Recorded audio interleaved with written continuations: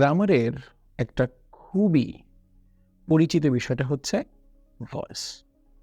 Voice নিয়ে আমরা প্রচুর কথা শুনি এবং একটা নির্দিষ্ট সময় থেকে, অর্থাৎ আমরা যখন ক্লাস 6-এ 7-এ পড়ি, তখন থেকেই মোটামুটি ভয়েস নিয়ে আলোচনা শুরু হয়ে যায়। অ্যাক্টিভ এবং প্যাসিভ, এমনকি আমরা যখন IELTS পরীক্ষা দেই কিংবা যেকোনো রাইটিং টেস্টের মধ্যে থাকি, দেখা গেছে যে আমরা যখন সেন্টেন্সগুলো লিখি সেখানে অ্যাক্টিভ প্যাসিভের ব্যবহার থাকে।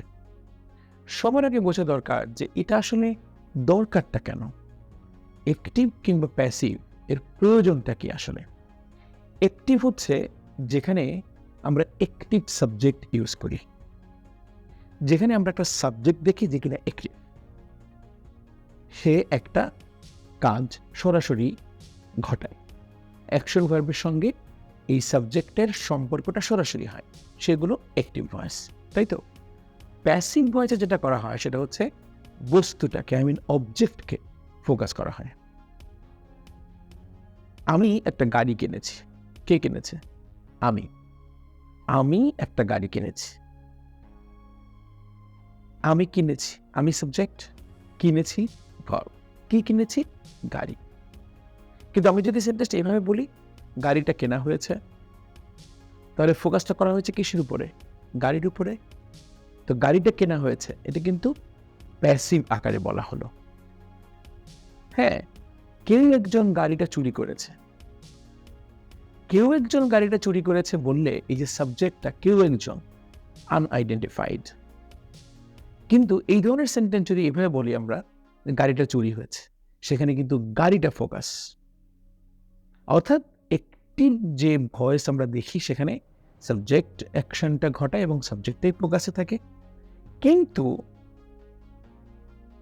প্যাসিভ ভয়েস যদি আমরা দেখি সেখানে ওই পার্টিকুলার অবজেক্ট যেটা, রাইট, সেটাকে ফোকাস করা হয়।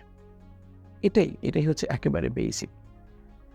স্ট্রাকচারালি আমরা দেখব যে সাবজেক্ট, ভার্ব এবং অবজেক্ট, এই তিনটা বিষয় একটা স্টুডেন্ট বা একজন লার্নার আইডেন্টিফাই করতে পারলেই তার পক্ষে ভয়েস করাটা সহজ হয়ে যায়।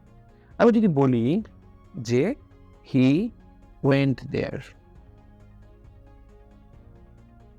এই সেন্টেন্সের কি প্যাসিভ হবে? হবে, কারণ এই সেন্টেন্সের সাবজেক্ট আছে, ভার্ব আছে, কিন্তু অবজেক্ট নাই। এটা কি অবজেক্ট? না, এটা হচ্ছে মডিফায়ার। আমরা এর আগের বিভিন্ন ভিডিওতে বলেছি যে মডিফায়ার হচ্ছে একটা সেন্টেন্সে যদি এই ধরনের কোনো প্রশ্ন থাকে, হাউ, হোয়েন, হোয়ার, এইগুলোর অ্যান্সারগুলোই হচ্ছে মডিফায়ার।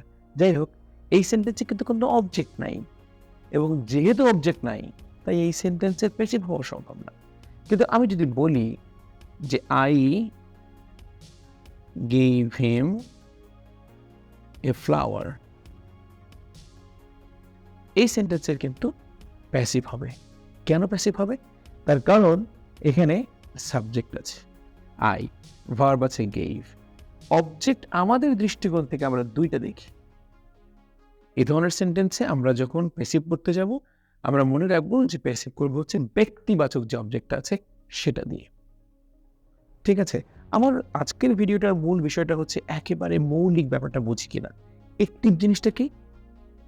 যেখানে একটা সাবজেক্ট থাকে, একটা নাউন থাকে বা প্রোনাউন থাকে, অর্থাৎ একজন এমন একটা আইডেন্টিটি থাকে যে একটা অ্যাকশন ঘটাতে পারে।